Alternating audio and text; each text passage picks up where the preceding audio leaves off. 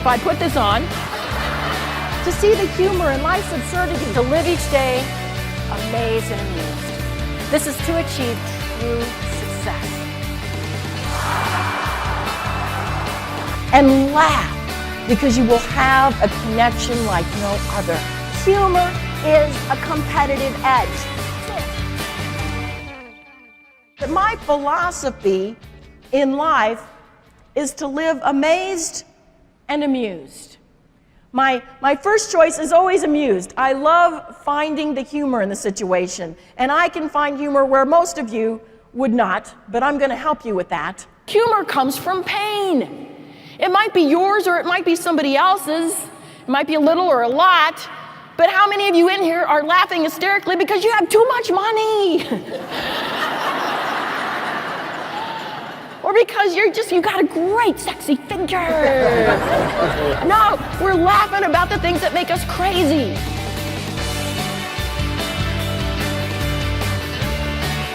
And this nurse was just starting her job. As she was heading toward the door, one of the residents in a wheelchair, an elderly woman, said, "Honey, could you come here for a minute?" And she went over and she said, "Tomorrow's my birthday, and I don't think anyone's gonna remember. Would you sing happy birthday to me?" And she said, "Oh, of course."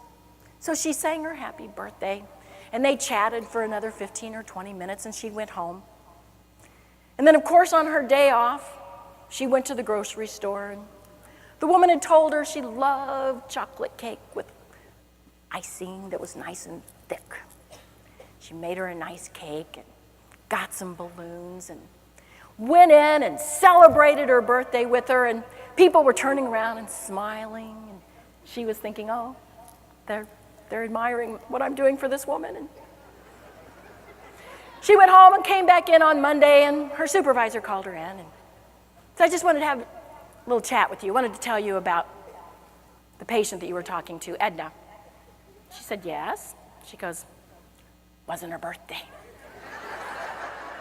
But she loves chocolate cake with icing.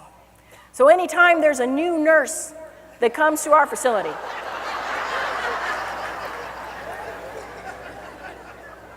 she tells them this story. And the nurse hits herself on her forehead going, oh man, how many of them fall for it? And her supervisor said, all the good ones.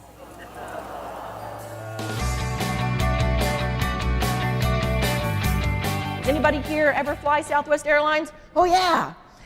First time, and I'm sitting in my seat, I'm one of the first ones on, and I fly every week. So I'm in the zone. As soon as I get in my seat, my eyes are closed and I'm napping. And the people are coming on the plane and I'm in just la-la land until I heard a voice starting to shout. They're yelling, all right, everybody, listen up! I look around, it's the flight attendant. She's yelling at us and she's saying, there may be 50 ways to leave your lover.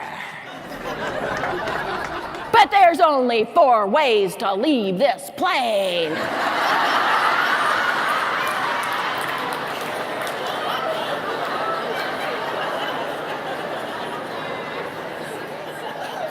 And she gets it. She gets the connection. She just keeps going. This is a non-smoking flight, but if you just have to have a cigarette, you can go out to the wing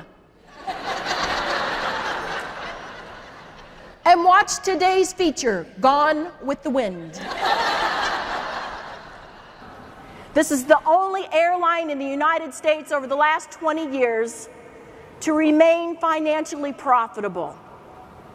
They understand that logic tells, but emotion sells.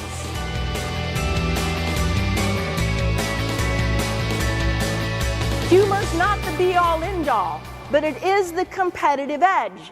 This is why companies like American Express paid big money to comedian Jerry Seinfeld. It's why companies like Capital One paid lots of money to David Spade and Alec Baldwin. It's why companies like Jell-O paid lots of money to humorist Bill Cosby. These companies know humor is power.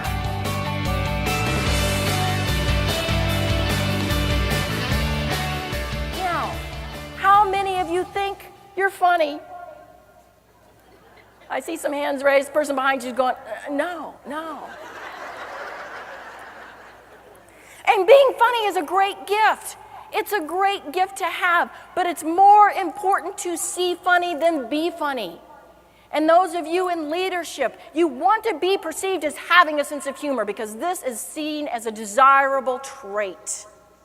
And the good news is you don't have to be funny. You can be a humor appreciator. You don't have to be a humor initiator.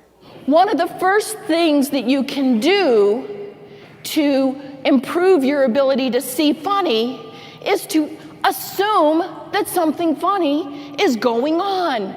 Most of us go through the day go, well, there's nothing funny happening in my life, and there's nothing funny happening where I work. And, if that's your case, then that's really what you're going to find. But if you have the attitude, well, something's going on, what am I missing? You're going to start hearing things. You're going to start seeing things that everybody else is missing.